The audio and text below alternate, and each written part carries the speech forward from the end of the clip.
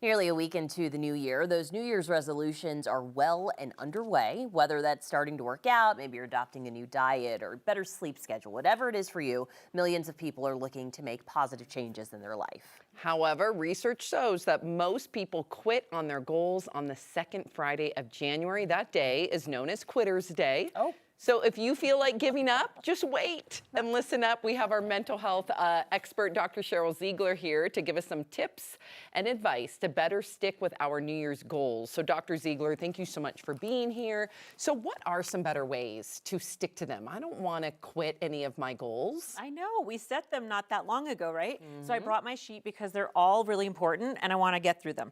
So first is make sure they're clear, realistic goals, right? So instead of saying, I want to exercise more, I want to go to the gym 3 times a week, I want to go downstairs and ride a Peloton 2 times a week, just be really clear and specific.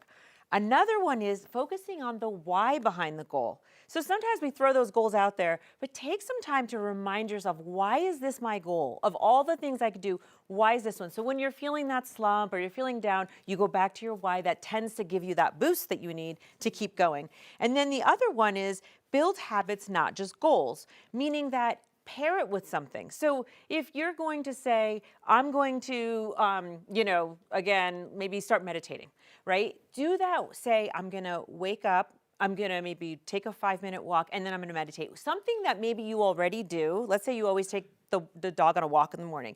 Then add it to something you already do. You're more likely to keep it up if you compare it with something you already do. So those are 3 of them. Is that whole thing, it says it takes, what, 21 days to yes. create a habit. Is that real? I've heard a lot of different numbers. Oh, okay. So I'm not gonna actually give that one the stamp of approval. I just heard something about 44 days. Oof. I mean, here's the gist of it. It takes anywhere, I think 2 weeks, people start to get into a comfortable rhythm. That's what I would say. It's a rhythm. I think to get to habit level, we're talking between probably 40 to 60 days. Okay. So, which makes sense, like a month and a half to maybe 2 months till it's an actual habit. And when you think about habits, I mean, there are things you do almost unconsciously. And so that doesn't usually happen in 2 weeks, but you get going in 2 weeks. I also think it's really important to think about the tracking too.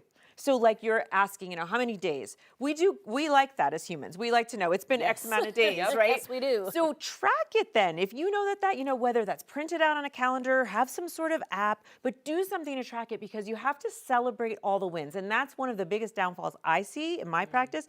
People are trying to work on things. As soon as they fail, they're just done. Just throw in the towel. That's the thing. So the perfectionism. So let's say you fall off for a day or 2. You can start right back up. Start right back up. But that seems a lot of people, and I've even fallen victim to this. I feel like, oh, I blew it, and then I just throw in the towel. That's right. But we can't just start right back up. Why do we feel like that there's this barrier to keep going? Well, the fear of failure is just right there underneath the surface. So the second we experience what we consider a failure, then it's like a self-fulfilling prophecy. Oh, I knew I wasn't going to be able to do it. Forget it.